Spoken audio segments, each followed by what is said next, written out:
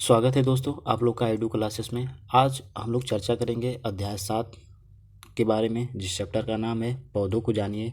दोस्तों, हम लोग एनसीईआरटी पैटर्न पर आधारित क्लास 6 का विज्ञान पढ़ा रहे हैं, जिसका आज 7वां चैप्टर है। 6 चैप्टर हम लोगों ने यूट्यूब पर प्लेलिस्ट में वीडियो अपलोड कर दी है। उसको अगर आप लोगों ने नहीं देखा है तो वो भी आप लोग देखिए, ताकि उससे भी आप लोग को कुछ ना कुछ नॉलेज ज़रूर मिले।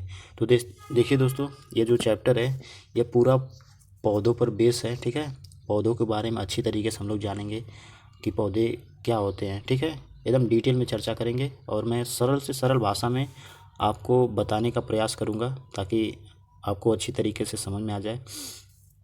देखिए दोस्तों, बाहर निकलकर आपको पहले अपने घर से बाहर निकल जाना है, मतलब भाग नहीं जाना है, अपने घर से बाहर निकलना है और अपने चारों ओर के पौधों का प्रेक्षण करना है, यानी जांच पड़ताल करनी है। ठीक है, क्या आप देखते हैं कि जो कुछ पौधे छोटे होते हैं, कुछ विशालकाय पौधे होते हैं, जबकि कुछ जो होते हैं धरती पर हरे धब्बे की तरह दिखाई देते हैं। जब आप दोस्तों जांच करेंगे तो आप यह पाएंगे कि जो कुछ पौधे होते हैं वो बहुत ही आकार में छोटे दिखाई देते हैं। देखिए, मैं फिगर के माध्यम से यहाँ पर दिखाना चाहूँगा आपको। देखिए, यहाँ पर इसमें दिया गया है, जैसे यहाँ पर कुछ एक पौधा देखिए कितना बड़ा है। ठीक है, यहाँ पर नीचे भी देखिए, यहाँ एक छोटा पौधा, एक लड़की है इस बगल में, ये छोटा छोटा पौधा है। ठीक है, कुछ पौधे देखिए पतले हैं, कुछ पेड़ जो हैं ये पतले हैं। देखिए, जब कोई भी वस्तु अगर बच्चा टाइप का होता है, जो जिसका मतलब ग्रोथ कम होता है, उसको आप मतलब पौधा बोल सकते हैं। और वही जब मतलब बड़े आकार का हो जाता है, जैसे विशालकाय हो जाता है, तो उसको आप पेड़ के नाम से जान सकते हैं। आगे बता रहा है दोस्तों, जब कुछ पौधों के फल जो होते हैं वो क्या होते हैं, कुछ पौधे के फूल बड़े होते हैं एवं लाल होते हैं, और कुछ नीले, तथा कुछ पौधों में पुष्प ही नहीं होते हैं। देखिए, कुछ पौधे ऐसे भी होते हैं जिनमें पुष्प ही नहीं होते हैं। आपने अपने घर के आसपास, विद्यालय के रास्ते में, बाग बगीचे एवं विद्यालय प्रांगण में अनेक हरे पौधे देखे होंगे। जब दोस्तों आप लोग अपने विद्यालय जाते होंगे तो आसपास ज़रूर एक एक दो ग्राउंड, एक दो बाग बगीचे ज़रूर देखते होंगे। आइए हम पौधों के विभिन्न भागों के विषय में जानते हैं। ठीक है, देखिए दोस्तों, ये आपका पौधों का ये आपका पौधे का एक फिगर दिखाया गया है। ठीक है, ये जो नीचे आपको दिखाया गया है दोस्तों, ये इसकी जड़ होती है। ठीक है, और यह इसका पत्ता होता है, यह इसका तना होता है। ठीक है, और जो यहाँ पर हल्का हल्का दिखाई दे रहा है, यह इसका फूल निकला हुआ है। तो यह मतलब पौधों के बारे में विशेषकर जानकारी है। देखिए, अब बता रहा है कि अब हम लोग अगली हेडिंग पर चर्चा करेंगे। ठीक है, अगली हेडिंग है शाक, झाड़ी एवं वृक्ष। क्या होता है शाक, क्या होती है झाड़ी, क्या होते हैं वृक्ष, चलिए जानते हैं। इसको हम लोग क्रियाकलाप के माध्यम से समझेंगे। जैसे आपको उन पौधों के तने एवं शाखाओं को ध्यानपूर्वक देखना है जो आपसे कम लंबे हैं। ठीक है, आपसे कम लंबे का मतलब आपसे छोटे हैं। वे पौधे जिनकी लंबाई लगभग आपके बराबर है, तथा जो आपसे बहुत अधिक लंबे हैं, इनके बारे में भी आप देख सकते हैं। तने को स्पर्श आपको करना है, तथा यह जानने के लिए कि तना कोमल है अथवा कठोर है, इसे धीरे से एक ओर मोड़ने का प्रयास करना है। ठीक है, और ध्यान रखें कि वह टूटे नहीं। पौधे जो होते हैं तने के लंबे पौधे, तने की मोटाई मापने का आप प्रयास करें। जो लंबे पौधे होते हैं उनकी आप मोटाई मापने का प्रयास करिए। ठीक है, यहाँ पर एक कॉलम दिया गया है दोस्तों।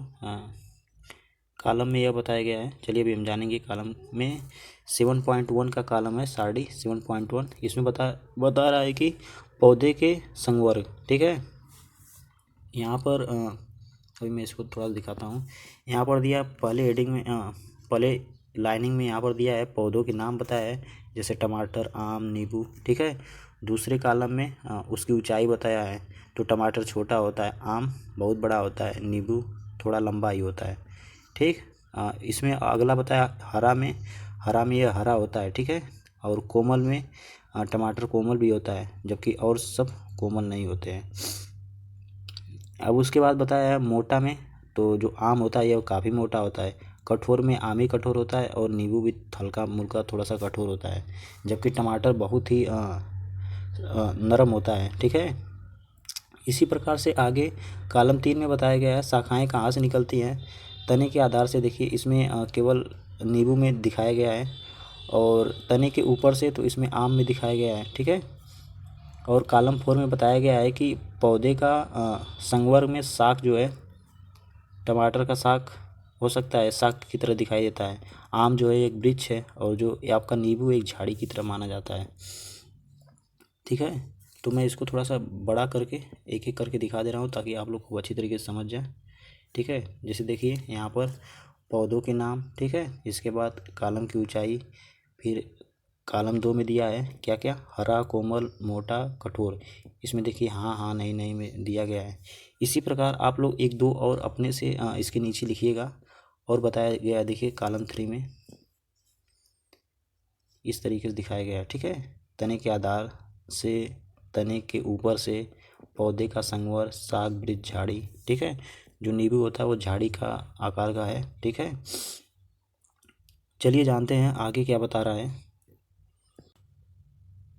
देखिए दोस्तों, इसमें बता रहा है कि हमें यह भी जानना चाहिए कि जो शाखाएं हैं भूमि के पास तने के आधार से अथवा कुछ ऊंचाई के बाद निकलती हैं, ठीक है। और हमें प्रेक्षित सभी पौधों को साड़ी 7.1 जैसा कि मैंने अभी भी बताया है वर्गीकृत करेंगे, और कुछ उदाहरण दिखाई दिए गए हैं। आप अधिक पौधों के लिए 1 2 3 कॉलमों को भर सकते हैं। देखिए 1 2 3 जैसा कि मैंने बताया है, उसी प्रकार आप कॉलमों को अन्य पेड़ पौधों के माध्यम से भर सकते हैं, ठीक है। इस अनुच्छेद के बाद के अंश को कॉलम 4 में भरकर आप कॉलम 4 को पढ़कर आप भरेंगे।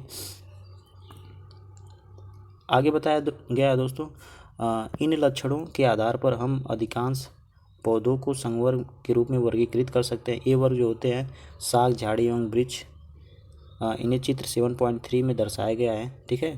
तो 7.3 चलिए मैं आप लोग को दिखाता हूँ। देखिए 7.3 है, तो इसमें ए वाला जो है दोस्तों ये टमाटर है, ये मतलब शाख के रूप में है, ठीक है। और जो बी वाला है आपका, ये आपका झाड़ी के रूप में है। और जो सी वाला दिया गया है दोस्तों, यह हमारे अनुमान से नीम का पेड़ है, ठीक है। यह मतलब एक तरीके से आप वृक्ष मान सकते हैं इसको, ठीक है। आगे अब चर्चा करेंगे हम लोग साथियों की तना के बारे में, ठीक है। अब इसके बाद हम लोग तना के बारे में चर्चा करते हैं। तो तना क्या होता है चलिए जानते हैं। देखिए हमारे आसपास के पेड़ पौधे को देखें और उसके तने पर पाई जाने वाली विभिन्न संरचनाओं एवं भागों को आप देखें। आप अपने अवलोकन की तुलना में अपने साथी द्वारा लिखे गए अवलोकन अपने लिखे गए द्वारा और अपने साथी के लिखे गए द्वारा, दोनों का आप देखकर उसको अवलोकन करें। आपने क्या देखा, तने में जो पत्तियां हैं, शाखाएं, कली, फल एवं फूल होते हैं, ठीक है। इसको क्रियाकलाप 2 के माध्यम से थोड़ा सा समझाया गया है, तो चलिए जानते हैं। देखिए आवश्यक सामग्री 1 गिलास जल, लाल स्याही, साकी पौधा तथा 1 ब्लेड, यही आपको लेना है, ठीक है। यहाँ पर देखिए फिगर दिखाया गया है कि तना क्या कार्य करता है। तो चलिए हम जानते हैं तना क्या करता है। देखिए इसमें से निकला हुआ है ये पूरा। देखिए बता रहा है कि गिलास को 1/3 जल से भरिए आप, और जल में लाल स्याही की कुछ बूंदें डालें। शाख के तने को गिलास में रखें जैसा कि चित्र 7.6 में दिखाया गया है। अगले इन शाखाओं को आपको अवलोकन करना है, ठीक है। आगे बता रहा है कि जब आप अवलोकन कर लेंगे तो क्या इस शाख के कुछ भाग जो होते हैं लाल नज़र आते हैं। आपने देखा कि तने में रंग ऊपर चढ़ गया, ठीक है। अगर इसे लंबे समय तक रखा जाए तो रंग जो होता है पत्तियों और सिराओं में भी आ जाता है। तो आप क्या बता सकते हैं कि यह लाल रंग यहाँ तक कैसे पहुँचा, ठीक है। देखिए दोस्तों इसमें बताया गया है कि आपको एक जल से भरा मतलब 1/3 गिलास लेना है, जिसमें 3% 75% जल हो, ठीक है। गिलास में मैं गिलास बनाकर दिखा रहा हूँ आपको। गिलास में 75% तक जल भरिए, ठीक है। और उसमें आप मतलब क्या लाल स्याही भी आप डाल दीजिए, ठीक है। और लाल स्याही की कुछ बूंदे डाल दीजिए। साग के तने को गिलास में आप रखिए, ठीक है। जो साग का तना है उसको आपको गिलास में रखना है। और देखिए आप कुछ टाइम बाद आपको दिखाई देगा दोस्तों, कुछ समय बाद, कि जो लाल स्याही है वो धीरे धीरे तना में उभरना स्टार्ट हो जाएगा। आगे बता रहा है दोस्तों, एक और फिगर दिया है कि तने में जल ऊपर चढ़ता है। जो क्या होता है, ए में बताया गया, तने में जल ऊपर चढ़ता है और तने के खुले सिरों का विधिवत दृश्य यहाँ पर दिखाया गया है। ये बी का है और ये ए का है, ठीक है। तो आप इसको देखकर थोड़ा सा ज़रूर समझे होंगे। अब हम लोग चलते हैं पत्ती पर। पत्ती क्या होती है इसके बारे में जानते हैं। पत्तियों के बारे में ऐसी वो नहीं पत्ती जो मतलब ताश वाली होती है, वो नहीं। ये पत्ती पेड़ की पत्ती होती है, पौधों की पत्ती होती है। चलिए जानते हैं। हम अपने आसपास के पौधों की पत्तियों को देखकर अपनी नोटबुक में उनके चित्र बनाइए।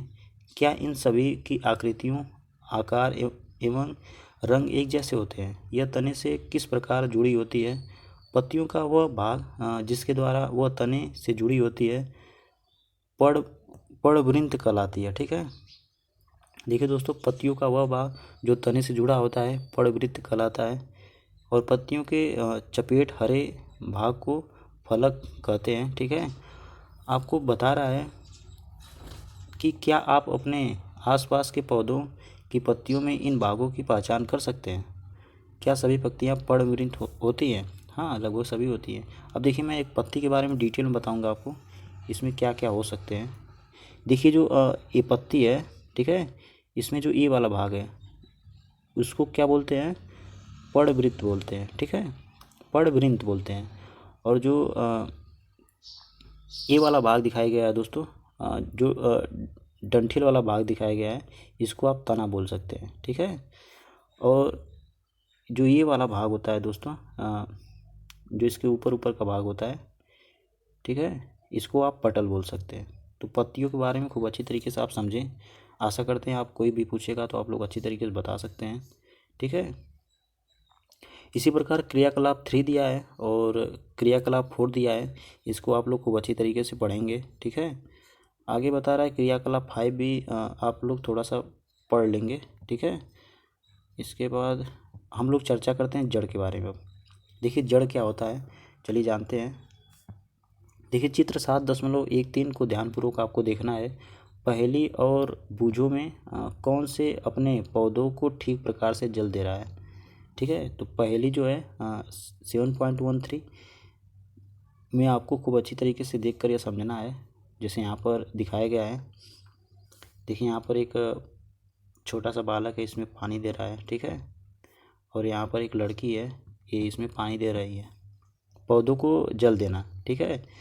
आप किस प्रकार से पौधों को जल दे सकते हैं?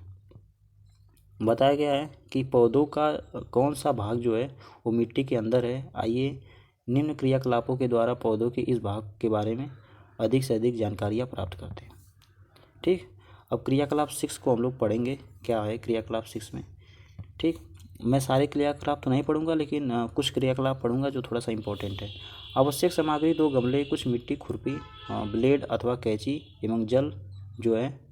यह क्रियाकलाप 4 से 5 विद्यार्थियों के समूह में करना चाहिए। बगीचे से कुछ खरपतवार के एक जैसे 2 पौधे जो हैं सावधानी से आपको उखाड़ना है। ध्यान रहे कि उनकी जो जड़ को कोई क्षति ना हो। खरपतवार का एक भी, ठीक है, खरपतवार के एक, यहाँ पर देखिए 2 पौधे दिखाए गए हैं। जो पौधे एक एक खेतों से उखाड़े गए हैं, ठीक है। ये ए है, ये बी वाला पौधा है। तो इसके बारे में चलिए जानते हैं। एक है मतलब जड़ सहित खरपतवार है, और एक क्या है, जड़ रहित खरपतवार है। जो ये वाला पौधा है दोस्तों, ये जड़ सहित है, देखिए इसमें जड़ दिखाई दे रहा है।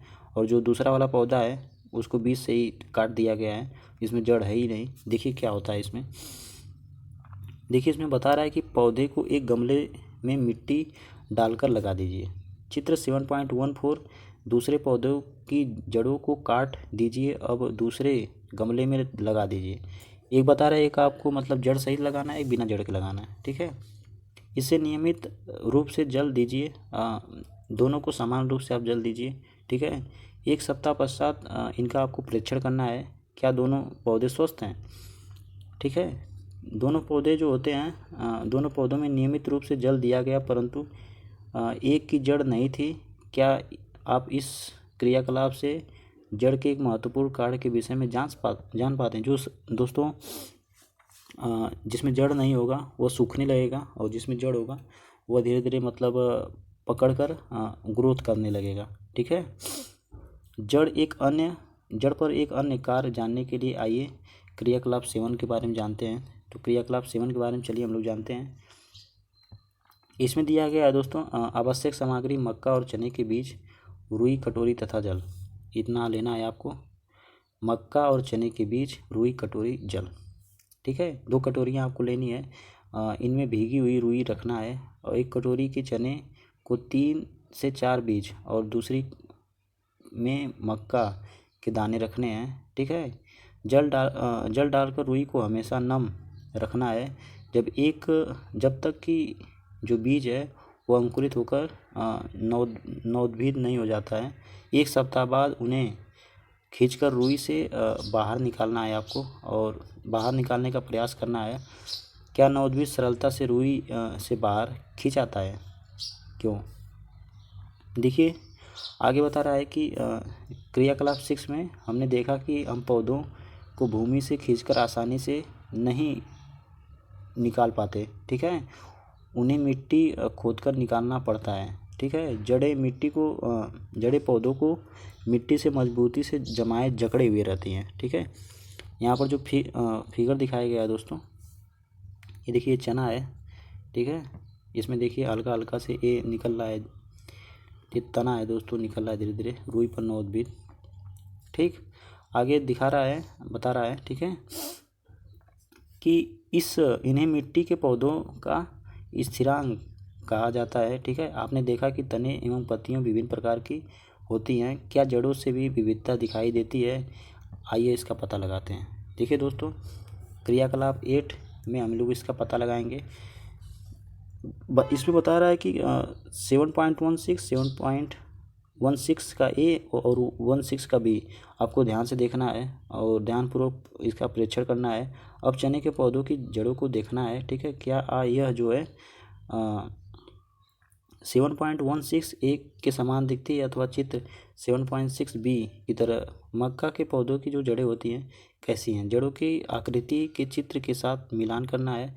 मिलान करें और खाली स्थान में मक्का अथवा चना लिखिए। ठीक है, अब आपको इसमें मिलान करके लिखना है। ठीक है, चने और मक्का की जड़ों में क्या समानता है, वे किस रूप से एक दूसरे से भिन्न है। ऐसा प्रतीत होता है कि दो जड़ें दो प्रकार की होती हैं। क्या जड़ों की और भी प्रकार हैं, आइए हम इनका पता लगाते हैं। देखिए दोस्तों, यहाँ पर एक मक्का का है, एक चने का है। ठीक है, अब आपकी देखिए इनकी जड़ें कैसी हैं और इनकी जड़ें कैसी हैं, दोनों की जड़ों को देखकर अंतर स्पष्ट करना है। इसी प्रकार आपका क्रियाकलाप 9 है। ठीक है, 9 में कुछ खास नहीं है आपका। ठीक है, और कोई हेडिंग भी नहीं है वह। अगला एक हेडिंग है दोस्तों, पुष्प। इसके बारे में चलिए चर्चा करते हैं। देखिए जितने भी इम्पोर्टेंट हेडिंग हैं वो सब पर हम लोग इसलिए चर्चा करते हैं क्योंकि यह आपके एग्ज़ाम में बार बार पूछा जाता है। ठीक है, देखिए पुष्प क्या होता है चलिए जानते हैं। गुलाब के पौधे के 3 आरेख। ठीक है, चित्र 7.19 ए, बी तथा सी में दर्शाए गए कौन सी स्थिति में आप पौधों की भली भांति पहचान कर सकते हैं और क्यों।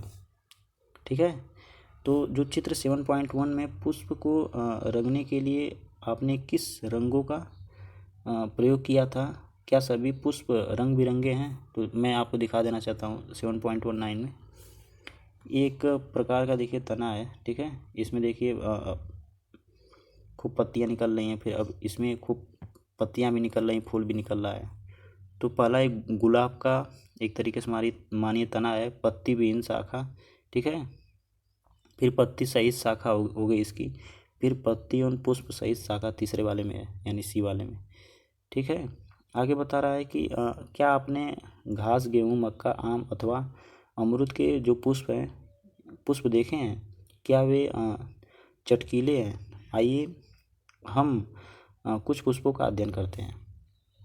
देखिए यहाँ पर दिखाया गया है दोस्तों क्रियाकलाप 10 में कि आवश्यक सामग्री एक पुष्प कलिका तथा निम्न में से किस पौधे के 2 पुष्प धतूरा, गुड़हल, गुलाब, सरसों, बैगन, भिंडी, गुलमोहर, एक ब्लेड, स्लाइड अथवा कागज, ठीक है, आवर्धक, लेंस एवं जल। अब से जो चित्र है 7.20 इसका आपको ध्यानपूर्वक अवलोकन करना है। तो 7 पॉइंट का जो चित्र है दोस्तों यही चित्र है, इसका हम लोग को बढ़िया से अवलोकन करेंगे, ठीक है। ये जो देखो पुष्प का ऊपर का जो दिखाई दे रहा है इसको बाएदल बोलते हैं। यहाँ पर भी देखिए ये बाएदल है, और ये जो हल्का हल्का इसका जो रेड रेड निकल रहा है इसको हम लोग पंखुड़ियाँ बोलते हैं। यही पंखुड़ियाँ देखिए खूब विस्तार में खूब बड़ी बड़ी फैल गई हैं यहाँ पर, ठीक है। खिले हुए पुष्प का प्रमुख भाग कौन सा है? यह पुष्प की पंखुड़ियाँ हैं। जो दोस्तों खिले हुए पुष्प का जो भाग होता है वही पंखुड़ियाँ होता है, और यह अलग अलग रंगों की हो सकती हैं, ठीक है। आपके विचार में कलिका में यह पंखुड़ियाँ कहाँ बंद थी? कली का प्रमुख भाग कौन सा है? क्या आपने ध्यान दिया कि यह जो छोटी पत्ती की भांति दिखाई देता है इन्हें बाएदल भी कहते हैं। पुष्प के बाएदल एवं पंखुड़ियों की भली भांति अवलोकन आपको करना है तथा निम्न प्रश्नों का उत्तर देना है। देखिए यहाँ पर कुछ प्रश्न है, इसमें कितने बाएदल हैं? क्या ये आपस में जुड़े हैं अथवा स्वतंत्र हैं? बाएदल एवं पंखुड़ियों की रंग कौन सी है? आपके फूल में पंखुड़ियाँ की संख्या कितनी है? क्या वे एक दूसरे से जुड़ी हैं अथवा स्वतंत्र हैं? क्या जुड़े हुए बाएदल वाले पुष्प की जो पंखुड़ियाँ हैं अलग अलग या संयुक्त हैं? ये तमाम चीज़ें प्रश्न के माध्यम से पूछा है, तो इसका आप लोग इसको उत्तर देने का प्रयास करिएगा, ठीक है। अब यहाँ पर एक हेडिंग दे रहा है पुष्पों का प्रेक्षण, कि पुष्पों का प्रेक्षण हम लोग किस प्रकार कर सकते हैं। जैसे यहाँ पर पौधे का नाम क्या है? गुलाब। बाएदलों की संख्या एवं रंग क्या है? अनेक रंग है, ठीक है। पंखुड़ियों की रंग एवं उनकी संख्या क्या है? तो इसमें 5 रंग है, ठीक है। बाएदल की जो जड़ें हैं अथवा स्वतंत्र, तो ये आपको बताना है। और बता रहा है कि पंखुड़ियाँ जुड़ी हैं अथवा स्वतंत्र हैं, तो पंखुड़ियाँ पृथक हैं, ठीक है। पुंकेसर स्वतंत्र अथवा पंखुड़ी से जुड़े हुए होते हैं, तो एक बता रहा है दोस्तों स्वतंत्र, और स्त्री केसर उपस्थित या अनुपस्थित, तो ये उपस्थित होता है। इसी प्रकार किसी और, जैसे गुलाब है तो किसी और पौधे का नाम लेकर उसके बारे में आप लोग जान सकते हैं, ठीक है। देखिए दोस्तों आगे जानते हैं कि एक मैं आपको पुष्प का एक भाग दिखाता हूँ। ये जो देखिए पुष्प का एक भाग है, यहाँ पर ये जो इसका दिखाई दे रहा है ये हरा हरा, ठीक है, ये इसका स्त्री केसर होता है। और जो ये हल्का हल्का फूल मतलब बीज टाइप का दिखाई देता है इसको हम लोग परागकोश कहते हैं, ठीक है। और जो यह मतलब इसका तने टाइप का दिखाई दे रहा है इसको हम लोग पुंकेसर कहते हैं। देखिए दिखाए गए हैं। क्या आप पुंकेसर के दोनों भागों को पहचान सकते हैं? अपने पुष्प में पुंकेसर की संख्या ज्ञात कीजिए। एक पुंकेसर का चित्र बनाकर उसे नामांकित कीजिए। देखिए दोस्तों आपको पुंकेसर का एक चित्र बनाना है और उसको नामांकित भी करना है, तो कोशिश करिएगा बनाने का। पुष्प के केंद्र में स्थित भाग को स्त्री केसर कहते हैं। जो पुष्प के केंद्र में स्थित भाग होता है मैं दिखाना चाहता हूँ। देखिए जो एक पुष्प के केंद्र में मतलब बीच में यह स्थित भाग है इसी को हम लोग स्त्री केसर कहते हैं। परागकोश, ये देखिए ऊपर ऊपर जो हल्का हल्का दिखाई दे रहा है और जो तने टाइप का दिखाई दे रहा है इसको हम पुंकेसर कहते हैं, ठीक है। देखिए परागकोश को अब हम लोग डिटेल में समझ लेते हैं।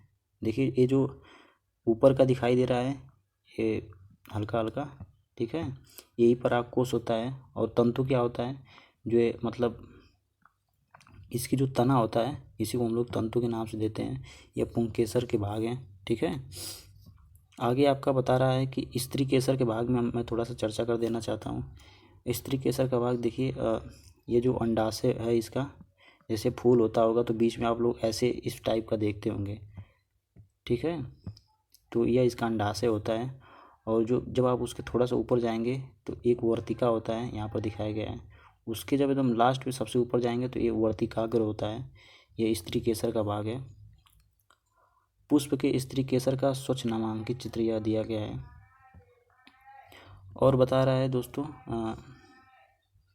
यहाँ पर और दिखा रहा है अंडाशय की आंतरिक संरचना, ये लंबाई में काट, दूसरा अनुप्रस्थ काट। इसको देखिए, जितना आप लोग ध्यान से देखेंगे उतना अच्छी तरीके से देखिए। यहाँ पर दिखाई दे रहा है जब इसको काटा जाता है ब्लेड से तो ये जो मतलब यहाँ पर बीजाणु दिखाई देते हैं। मैं अभी दिखा रहा हूँ इसको कैसे काटा गया है। देखिए दोस्तों चित्र जो है 7.25 में दिखाया गया है। अंडाशय का कर्तन, अनुदैर्ध्य काट, अनुप्रस्थ काट। ठीक है, अनुदैर्ध्य काट करने पर, अनुप्रस्थ काट करने पर देखिए यहाँ पर देखिए काटा गया है। ठीक है, ब्लेड से काटा जा रहा है, यहाँ पर भी काटा जा रहा है। तो जो कटा हुआ भाग है यहाँ पर दिखाई दे रहा है। तो जो देखिए कटा हुआ भाग है दोस्तों, यही बीजांड होता है। ठीक है, तो आशा करते हैं कि बीजांड आप अच्छी तरीके से समझ गए होंगे। तो अंडाशय में छोटी छोटी गोल संरचनाएं दिखाई देती हैं, यही बीजांड होती हैं। अब बीजांड के बाद आपका ये जो चैप्टर है समाप्त हो जाता है। इसमें कुछ महत्वपूर्ण शब्द हैं, जैसे पड़वृंत दिया है, प्रकाश संश्लेषण दिया है, स्त्रीकेसर है, जलिकारूपी शिरा विन्यास है, बाह्य दल है, झाड़ी है, पुंकेसर है, मूसला जड़ है, वाष्पोत्सर्जन है। ठीक है, वृक्ष है, शिरा है। ये आपके कुछ प्रमुख शब्द हैं। इसमें टोटल क्वेश्चनों की संख्या दोस्तों 7 है, 7 नहीं 13 है। ठीक है, 13 क्वेश्चन हम लोग नेक्स्ट वीडियो में चर्चा करेंगे। आशा करता हूँ दोस्तों ये जो चैप्टर है आपको खूब अच्छी तरीके से समझ में आया होगा, जिस चैप्टर का नाम है पौधों को जानने के बारे में। हम लोग पौधों के विभिन्न भागों के बारे में खूब अच्छी तरीके से जाने हैं। तो दोस्तों अगर आप लोग चैनल पर नए हैं तो चैनल को सब्सक्राइब कर लीजिए और बेल को भी प्रेस कर दीजिए। ठीक है, ताकि जितने भी नए नए हम लोग वीडियो बनाते हैं उसका नोटिफिकेशन आपको मिलता रहे। तो दोस्तों मिलते हैं नेक्स्ट वीडियो में, तब तक के लिए नमस्कार।